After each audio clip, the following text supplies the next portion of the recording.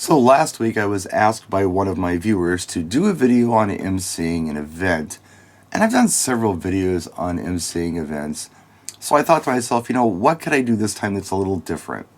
What haven't I said before? Or what's a new way I could put this to maybe give you some tips or some direction on emceeing an event? This is something that's hard to teach.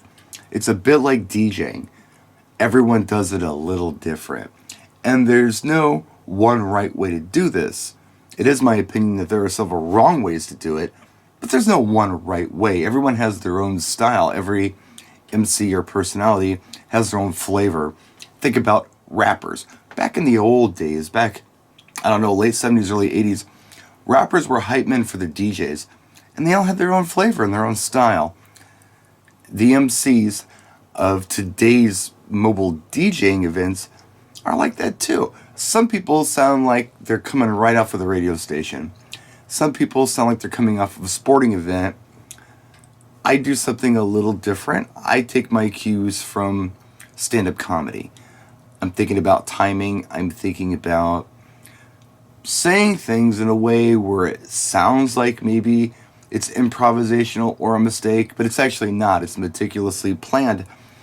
When you watch stand-up comedy, you may see somebody fumble like they're frustrated. Louis C.K. is really good at that. He sounds like he's just falling apart when he's telling a joke. That's not a mistake. He planned that. He does that every night just like that. Of course, there's little variations in it, but there's a certain timing that goes along with it. I'm getting ahead of myself. I was talking to my friend Chris Bedke about this when I was out in California. I was staying with him after NAMM, and he said one thing you ought to tell people is a really good tip could be to record yourself saying whatever you say at a wedding reception, for instance.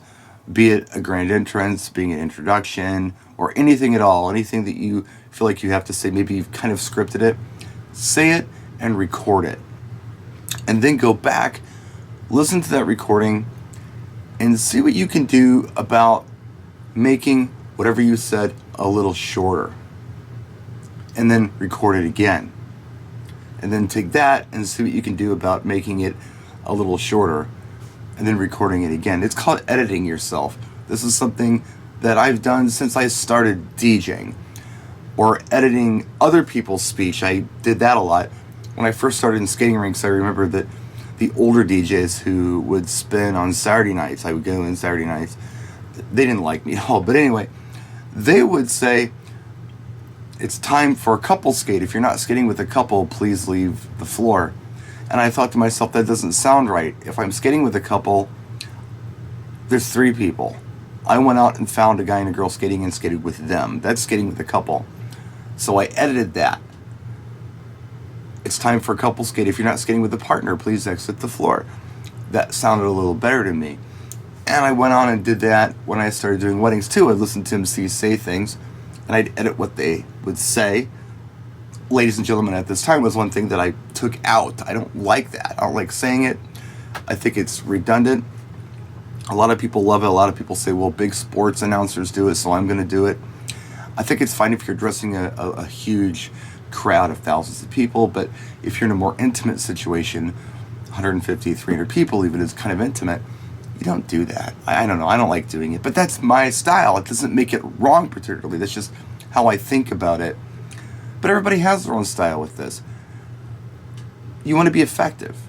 And when you're DJing an event, sometimes it's hard to edit your speech because the reaction you get from your speech is probably a little more subtle than the reaction you get from the music you play.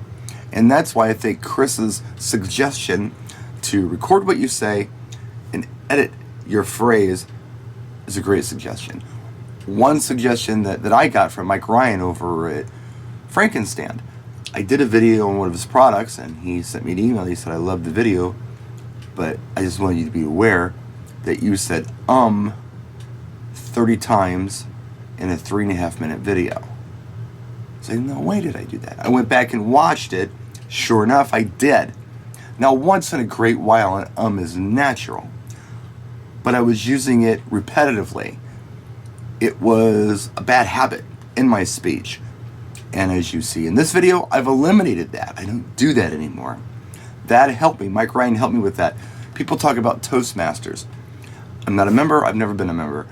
But if you're looking to hone your skills as an MC or a public speaker, this might be a good place to go as well. I don't know. Just some thoughts on public speaking and emceeing. Some things maybe I haven't talked about before. Hopefully I've given you some ideas. Maybe this video was frantic. I don't know. I'll go back and watch it before I even post it. But if you have any more questions, let us know in the comment section. If there's something you want me to expand on that I've talked about, let me know in the comment section. I'll try to do that for you too. Thanks for watching. Practice and enjoy.